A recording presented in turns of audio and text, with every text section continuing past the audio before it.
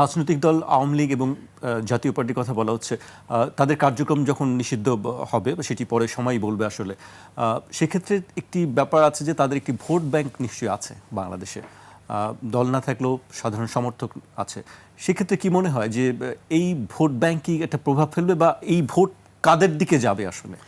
একটা জিনিস কি, মানে এই যে বলা হয় না একটা, যে ধরেন বাংলাদেশের বড় দুইটা রাজনৈতিক দল আওয়ামী লীগ এবং বিএনপির প্রায় 20, 25, 30% ভোট আছে। এটা হয়তো আজকে থেকে 5, 10, 15, 20 বছর আগে বাস্তবতা ছিল। ওই যে বললাম ডাকসু ইলেকশন নির্ধারণ করে দিবে যে বাস্তবতা অনেক পরিবর্তন হয়ে গিয়েছে। অভ্যুত্থানে একটা বাস্তবতা দেখিয়েছে। এখন প্রত্যেকটা পদে পদে অনেকগুলো বাস্তবতার মানুষ সম্মুখীন হবে, যে বাস্তবতা তারা এখন কল্পনা করতে পারছে না। বাংলাদেশে এই মুহূর্তে কোনো রাজনৈতিক দলের ফিক্সড 20% ভোট নাই, ইভেন বিএনপিরও নাই।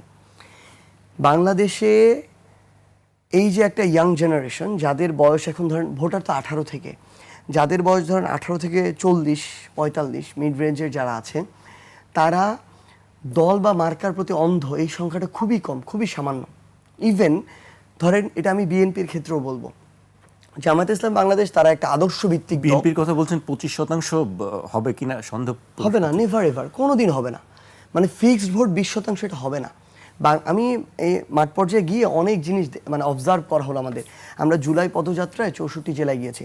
দেখেন আমি কিছু কথা বলি, এই কথাগুলো তিক্ত মনে হতে পারে, অনেকে এই কথাগুলো নিয়ে পরে রিলস বানাবে দেখবেন, তারপর হয়তো এগুলো নিয়ে শুনতে চাই আপনার কাছে। অবশ্যই, কিন্তু সত্যি কথা এটাই যে বাংলাদেশের জনগণের একটা অংশ আছে যারা ক্ষমতার কাছাকাছি থাকতে হয়তো পছন্দ করে, কিন্তু এটা পছন্দ করেই মানে সে একটা দলের না।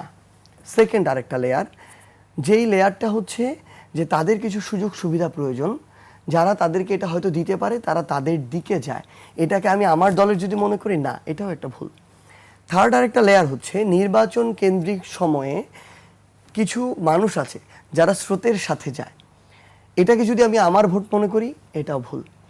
ফোর্থ আরেকটা আমাদের জায়গা থেকে নতুন একটা বাংলাদেশের অভ্যুত্থান পূর্ববর্তী এবং পরবর্তী সময় লেয়ার তৈরি হয়েছে, যারা হয়তো একটা রাজনৈতিক দলের, হয়তো তারা এনসিপিকে, জামায়াতকে, বিএনপিকে সমর্থন করে, কিন্তু এই দলের বিভিন্ন যদি এমন কর্মকাণ্ড হয় যেটা তাদের পছন্দ না, যেটা তাদের বিবেকবোধকে প্রত্যেক মুহূর্তে প্রশ্নবিদ্ধ করে, তাহলে ওই দলের হওয়ার পরও ওই মানুষটা ওই দলে ভোট দিবে না। এইরকম একটা জেনারেশন পার্ট অলরেডি বাংলাদেশে তৈরি হয়ে গিয়েছে।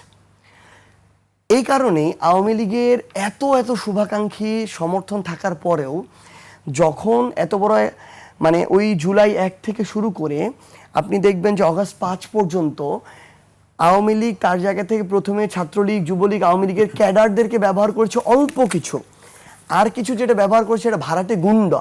এটা আওয়ামী লীগ, যুবলীগ, ছাত্রলীগের সমর্থক ছিল না, তারা ভাড়াটে গুন্ডা। যখন এই ভাড়াটে গুন্ডারাও দেখলো, ওই যে বললাম একটা সুবিধাবাদী অংশ আছে, এটা হচ্ছে এটা, যখন তারাও দেখলো যে এখানে সুবিধা করা যাবে না, তারা আর আসলো না। এই কারণেই জুলাই 18 পরবর্তী সময় বা অগাস্টের 1 থেকে 5-এ ইভেন আপনি দেখবেন ছাত্রলীগের সভাপতি, সেক্রেটারি যারা বিভিন্ন ইউনিটে আছে, তারা পর্যন্ত রাস্তায় নামে নাই। সো এই যে বলা হয় এরা আমার বিশাল বড় সমর্থক গোষ্ঠী, এটা একদম, এটার বাস্তবতা নেই।